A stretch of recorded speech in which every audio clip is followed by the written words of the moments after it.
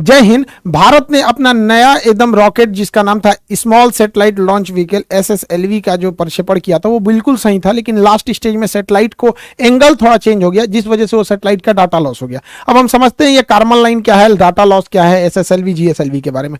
देखिए, हमारी जो आज़ादी हुई थी आज से लगभग 75 साल पहले 1947 में हुए थे, तो हम लोग के यहाँ जब भी कोई बड़ी घटना होती है तो उसे अलग अलग महोत्सव या नाम देते हैं। जैसे 10 साल को हम लोग डिकेड कहते हैं, 25 साल को सिल्वर जुबली बोलते हैं, जुबली मतलब महोत्सव, तो सिल्वर जुबली बोलते हैं। 50 साल को हम गोल्डन जुबली बोलते हैं। 60 साल को डायमंड जुबली बोलते हैं। तो डायमंड जुबली जो होता है ना 60 साल का होता है, लेकिन हम लोग डायमंड जुबली को तो पार कर चुके हैं। हम लोग की इस बार आजादी का 75वां साल है, तो 75वां साल यानी हम लोग अंग्रेजी में बोले तो प्लेटिनम जुबली मना रहे हैं।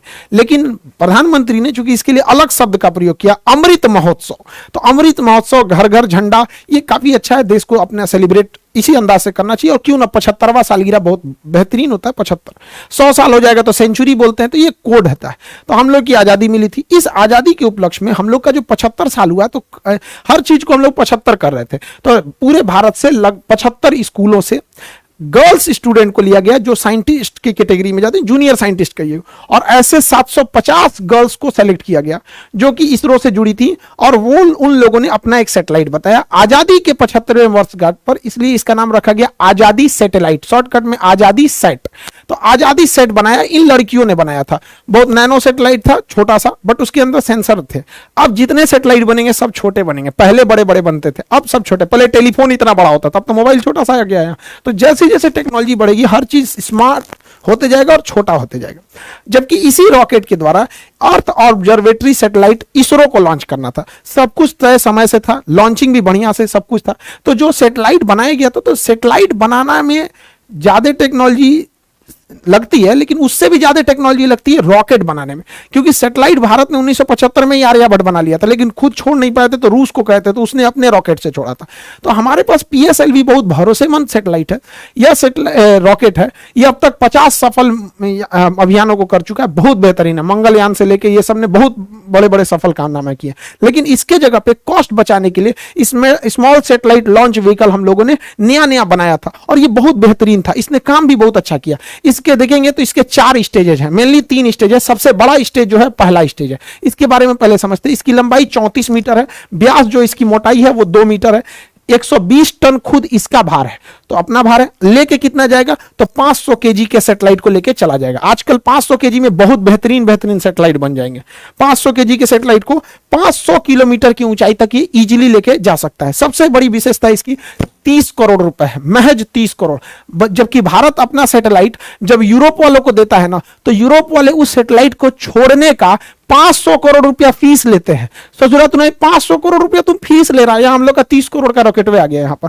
और ये महज 3 स्टेज का है, और एक वेलोसिटी टर्मिनल मॉड्यूल है, यानी टोटल 4 स्टेज का है। सबसे बड़ा स्टेज जो है पहला स्टेज है, पहला स्टेज है सबसे बड़ा।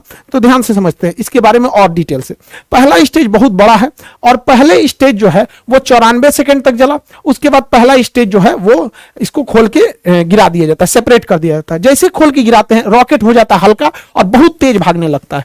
तो क्वेश्चन भी पूछता है कि जैसे जैसे रॉकेट अंतरिक्ष की ओर जाता है उसकी स्पीड क्या होती है, तो बढ़ते जाती है। रीजन 2 है, एक ये अपने कुछ स्टेजेस को नीचे सेपरेट करके गिरा देता है जिसकी वजह से हल्का हो जाता है। दूसरा, जितना पृथ्वी से दूर जाइएगा पृथ्वी के खींचने की अर्थात गुरुत्वाकर्षण शक्ति कम हो जाती है।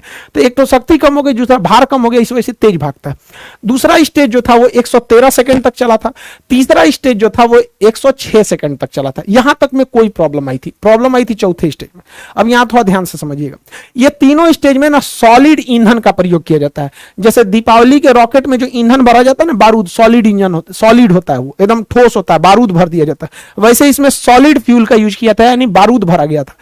इसमें एक बार आग पकड़ लिया ना तो आपके कंट्रोल में नहीं रहेगा, ना ही आप इसे स्टॉप कर सकते हैं। तो सॉलिड इंजन की एक खराबी, पावर तो तगड़ा देते हैं सब, लेकिन इन्हें आप कंट्रोल नहीं कर सकते। तो इसरो कितना दिमाग लगाया, जब सीधे ऊपर भेजना था तो लगा दिया तीनों में सॉलिड इंजन। और ये सॉलिड इंजन जो होता है इसमें जो सॉलिड फ्यूल यूज किया जाता है HTPB, ये फुल फॉर्म एग्जाम में पूछता है, HTPB, हाइड्रोक्सिल टर्मिनेटेड पॉलीब्यूटेराइन। ये इसमें यूज होता है HTPB ईंधन के रूप में, इसे कंट्रोल नहीं किया जा सकता। तो ये तो आप लास्ट स्टेज एकदम छोटा सा था, एकदम छोटा सा था, उसे महज 20 सेकंड के लिए बनाया गया था चौथे स्टेज को। उसका नाम होता है velocity trimming module, VTM, velocity trimming module. यहीं से गड़बड़ चालू हो गया। इस ससुरा को चलना था चौथा स्टेज को 20 सेकंड के लिए, चला 21 सेकंड के लिए। 1 सेकंड के लिए चला तो क्या हो गया कि ये सर्कुलर के जगह इलिप्टिकल पाथ पर चला गया। जाना चाहिए था गोल, चल गया अंडाकार में, क्योंकि इसका काम ये होता है स्पीड को बढ़ा घटा के पाथ को मेंटेन करना, जिस वजह से इसका डाटा लॉस हो गया और ये प्रशांत महासागर की ओर गिर जाएगा। यहां पर ये इलिप्टिकल नहीं हो पाया था। यहां पे लास्ट स्टेज में देखिए, जो वेलोसिटी ट्रिमिंग मॉड्यूल होता है वो इन सैटेलाइटों को लॉन्च करने के टाइम उनका एंगल डिसाइड करता है, किसको कितने एंगल पे छोड़ना है, मल्टीपल सैटेलाइट्स को कितने एंगल पे किसको कितना घुमाना है। यहीं पर डाटा लॉस हो गया। ये सारा चीज अपने समय सही से चल रहा था, यहां पे क्या हो गया, डाटा लॉस हो गया। 20 सेकंड की जगह पे 1 ही सेकंड फायर हुआ। इसका मतलब पूरा रॉकेट सही है, कोई दिक्कत नहीं है, बस ये ट्रिमिंग मॉड्यूल में दिक्कत है, एंगल गड़बड़ा दिया था। देखिए एक चीज ध्यान से समझिएगा, जो सैटेलाइट उपग्रह जो होते हैं पृथ्वी के करीब घूमते हैं उन्हें सर्कुलर पाथ पर घूमना पड़ता है, और जो दूर घूमते हैं उन्हें इलिप्टिकल पाथ पर घूमना पड़ता है।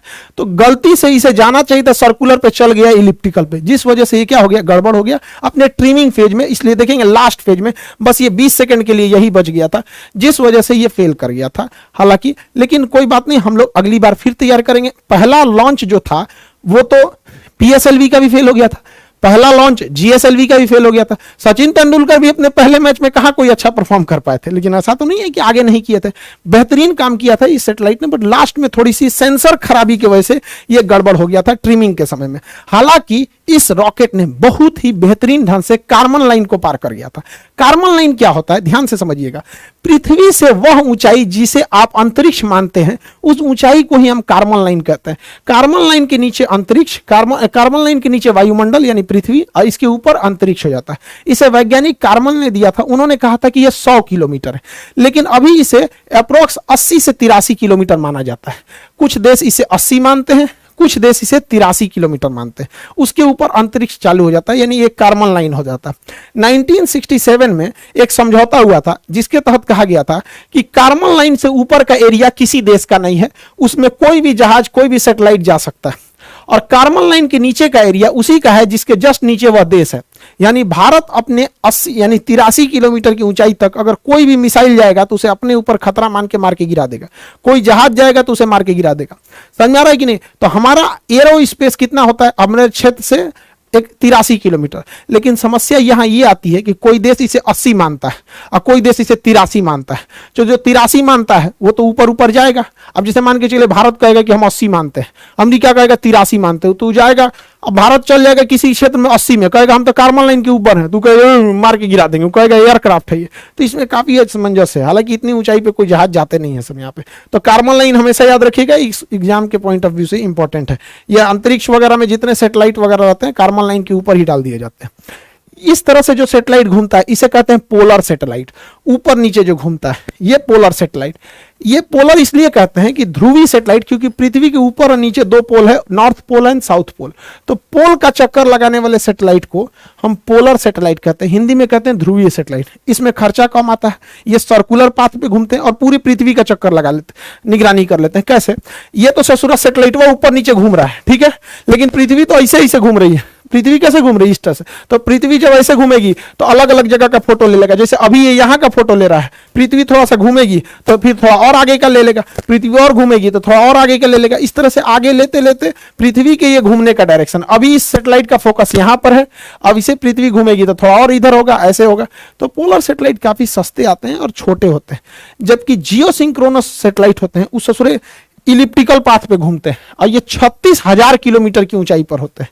इनको छोड़ना बड़ा कठिन काम होता है। हम लोग इसको छोड़ने के लिए GSLV रॉकेट रखे हैं। तो हमारे पास हर तरह के रॉकेट है, ऐसा कोई बात नहीं है। देखिए हम लोग अभी जो बनाए हैं SSLV, small satellite launch vehicle, ये सस्ते रॉकेटों को छोड़ देगा। PSLV थोड़ा और तगड़ा भेजेगा। GSLV बाप है ससुरा सैटेलाइट सबका, उठा लेता है 2,000 किलो का सैटेलाइट उठा लेता है, 3,000 किलो का सैटेलाइट उठा लेता है। और GSLV Mark 3 दादा है ससुराई, 5,000 किलोग्राम का सैटेलाइट लेकर अंतरिक्ष में उड़ जाता है। तो ये बहुत खतरनाक है। तो हमारे पास हर तरह के सैटेलाइट है, हर तरह के जरूरत के हिसाब से हम लोगों ने इसे बना के रखा है। लेकिन सबसे ज्यादा अगर कोई काम आने वाला है तो SSLV का काम आने वाला है, जो अभी हल्का सा फेल हुआ है। मतलब वो 8% सफल है, उसका एक सेंसर गड़बड़ हो गया था। एसएसएलवी की हम इतनी चर्चा क्यों कर रहे हैं, समझिए ध्यान से। एक ससुरा ये 72 घंटा में रेडी हो जाता है, मतलब ये पार्ट बाई पार्ट बन के बना रहता है, इसे कसने के लिए केवल 72 घंटा चाहिए, 3 दिन में ये रेडी हो जाता है, और इसे केवल 6 आदमी मिलकर रेडी कर सकते हैं, और हर हफ्ते इसे लॉन्च किया जा सकता है, हर हफ्ते फटाफट 3 दिन में लॉन्च होगा, और समय देख के मौसम ठीक है कि नहीं, सब कुछ ठीक है, लॉन्च कर देंगे, फिर हर हफ्ते इसे लॉन्च किया जा सकता है। महज 30 करोड़ में आता है, 30 करोड़ में। जबकि अगर आप स्पेस एक्स से सैटेलाइट छोड़वाते हैं तो 100 करोड़ तो खुदे ले लेता है। यहां तो 30 करोड़ का पूरा रॉकेट वे है और खाली छोड़ने का 100 करोड़ ले लेता है। अब कोई देश वेट नहीं करेगा क्योंकि हर हफ्ते ये भेज सकता है। जबकि हमारे पास जो पीएसएलवी और जीएसएलवी है, इनकी खराबी समझिए। एक तो सबसे इनको रेडी करने में 3 महीना लग जाता है, और दूसरा ये सस्ते 30 करोड़ के नहीं 200 करोड़ के, और जीएसएलवी को तो रेडी करने में 4 महीना लग जाता है। यानी अगर किसी को सैटेलाइट से लॉन्च कराना है हमारे जीएसएलवी से तो 4 महीने की वेटिंग लिस्ट है। आपको किसी ट्रेन में 4 महीने का वेटिंग मिलेगा तब ट्रेनें छोड़ देंगे उसको। तो इसमें 3 महीना, इसमें 4 महीना, इस ससुरा इसका खुद का खर्चा 400 करोड़ है, तो ये तो पैसा भी लेता है ज्यादा। इसी वजह से आज के समय मॉडर्न टेक्नोलॉजी है, मॉडर्न टेक्नोलॉजी में हर चीज छोटा होते जा रहा है। पहले शादी ब्याह में कैमरा करने वाला इतना बड़का कैमरा लेके आता था, अभी नॉर्मल कैमरा आ गया है। तो हर चीज अब छोटी होती जा रही है, हल्की होती जा रही है, और काम पहले से 5 गुना कर रही है। इसलिए अब भारी भरकम रॉकेट की जरूरत नहीं है, अब हम लोग छोटे रॉकेट से भी काम चला लेंगे। अब इतना भारी भरकम रॉकेट की जरूरत नहीं है। तो हम लोगों का मेन फोकस है एसएसएलवी पे, और ये पूरी दुनिया में राज करेगा। और इससे ज्यादा, सबसे ज्यादा दिक्कत होगा किसको, तो स्पेस एक्स को, बहुत ज्यादा उसको सैटेलाइट छोड़ने की जरूरत है। तो हमारे यहाँ विदेशी ग्राहक बहुत आते हैं कि हमारा सैटेलाइट छोड़ दो क्योंकि आपका रॉकेट बहुत सस्ता है, हमें सस्ता पड़ता है। तो हम लोग के पास एक पहला लॉन्च पैड था केरल के थुम्बा में, उसका नाम था विक्रम साराभाई प्रक्षेपण केंद्र। तो ये विक्रम साराभाई था। हालांकि हम सबसे ज्यादा यूज करते थे आंध्र प्रदेश में सतीश धवन प्रक्षेपण केंद्र। तो सतीश धवन प्रक्षेपण केंद्र में हम लोगों ने 2 लॉन्च पैड बना रखे थे, 2 लॉन्च पैड बना थे। इसी से जीएसएलवी को भी लाते थे। देखिए ब्लैक कलर का जो होता है वो जीएसएलवी होता है, रेड कलर का जो होता है वो पीएसएलवी होता है। तो इसी में एक में जीएसएलवी बना दिए, एक में पीएसएलवी। तो हमारे पास सतीश धवन प्रक्षेपण केंद्र में एक और था। अभी हम लोग एक चेन्नई में और बना रहे हैं। चेन्नई में अभी इस पे प्लान चल रही है, जैसे हो जाएगा हम आपको बताएंगे। नीचे बनाया जा रहा है। तो हमारे पास टोटल अब 3 लॉन्च पैड होने वाले हैं, 2 तो पहले से थे। अब ये नीचे वाली की जरूरत क्यों पड़ी, इसको हम लोग अभी समझेंगे। लोग ध्यान से समझिए। पोलर सैटेलाइट जो होते हैं वो ऊपर से नीचे चक्कर लगाते हैं पोल पे, तो इन्हें छोड़ा भी जाता है उसी डायरेक्शन में। हम लोग के लिए समस्या समझिए, हम लोग आंध्र प्रदेश के श्रीहरिकोटा से जब छोड़ते हैं तो बीच में दूसरा श्रीलंका चलाता है, तो बीच में श्रीलंका आ जाता है। इसलिए हमें पहले रॉकेट को ऐसे मनूवर करा के घुमाना पड़ता है, और तब जाके इसको छोड़ते हैं हम लोग ऐसे, नहीं तो श्रीलंका के ऊपर गिर जाएगा, दिक्कत हो जाएगा। तो जब आप किसी से मनूवर कराइएगा, उसको थोड़ा घुमाइएगा, तो ज्यादा ईंधन खाएगा, ज्यादा खतरा बना रहेगा घूमने के दौरान, ठीक से घुमा कि नहीं घुमा। इसलिए भारत ने सोचा कि इसका झमेले खत्म कर देते हैं। जो हमें जियो स्टेशनरी सैटेलाइट छोड़ना है, जो पृथ्वी का ऐसे चक्कर लगाते हैं 36,000, उसको तो सीरियल यहीं से छोड़ेंगे, सतीश धवन प्रक्षेपण केंद्र यानी श्रीहरिकोटा से छोड़ेंगे। और जो पोलर छोड़ना है वो कहां से छोड़ देगा, नीचे से, क्योंकि जब नीचे यहां से छोड़िएगा तो श्रीलंका को इसे क्रॉस करा के फिर जाना पड़ता है, और यहां से छोड़ेगा कोई नहीं है नीचे, नीचे में कोई नहीं है। देखिए ध्यान से, नीचे से छोड़ेगा तो समुद्र में कोई नहीं है। इस वजह से हम लोग तमिलनाडु में एक तीसरा प्रक्षेपण केंद्र भी हम लोग स्थापित करने जा रहे हैं।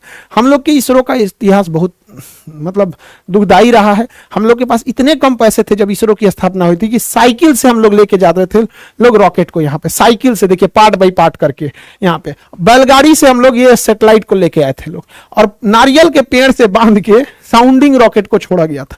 लेकिन ऐसा नहीं है, हम लोगों ने बहुत बहुत चीजों को देखा है। और ये जो लड़कियों ने जिस सैटेलाइट को बनाया, उन बच्चियों से कहते हैं कि आप अपना कभी भी मनोबल छोटा मत कीजिएगा। हमारा उस सैटेलाइट से संपर्क टूटा है, कसम से कहते हैं, हमारा संकल्प नहीं टूटा है, हमारा संकल्प आज भी जिंदा है।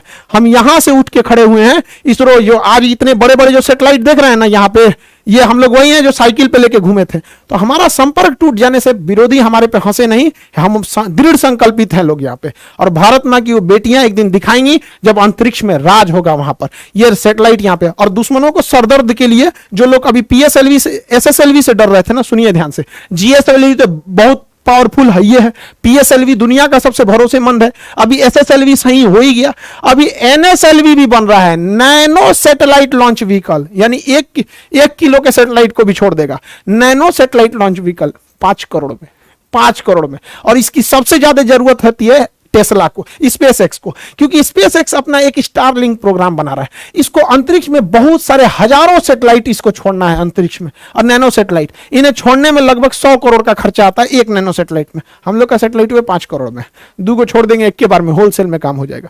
तो हम लोग अभी एक और बना रहे हैं NSLV, nano satellite launch vehicle. इन्हीं सबको मद्देनजर रखते हुए भारत जो है अपने 3 लॉन्च पैड बना रहा है, ताकि उसे 3 लॉन्च पैड की जरूरत भी है। तो हम लोग इस चीज को समझे यहाँ पर, ये बहुत भारी भरकम। एक चीज और गौर किए होंगे, जब सैटेलाइट छोड़ते हैं तो इसमें से ये कुछ कुछ टुकड़े गिरते हैं। एक्चुअली ये टुकड़े नहीं होते हैं, इन्हें इंसुलेटर कहा जाता है, इंसुलेटर पैड। जब सैटेलाइट खड़ा रहता है ना, तो इसके अंदर जो लिक्विड भरा रहता है ईंधन, वो बहुत ठंडे टेम्परेचर पर रखना चाहिए। तो धूप लगेगा, एक दिन पहले ही टांग के रख देता है, तो ठंडा इसका सारी गर्मी निकल जाएगी, ठंडाहट खत्म हो जाएगी। इसलिए इसके बाहर में इंसुलेटर का पैड चिपका देता है। जहां जहां लिक्विड इंजन होता है वहां वहां इंसुलेटर का पैड लगा देता है, और जब ये सैटेलाइट ऊपर उठती है तो घर्षण से यही बाहर गिरने लगता है। आई होप आप PSLV, GSLV, SSLV, NSLV समझे होंगे, और आप उम्मीद करते हैं कि इसरो और आगे बढ़ेगा और पूरे देश का नाम गर्व से ऊपर करेगा यहाँ पे। आई होप आप इसे समझे होंगे। मिलेंगे नेक्स्ट क्लास में। जय हिंद।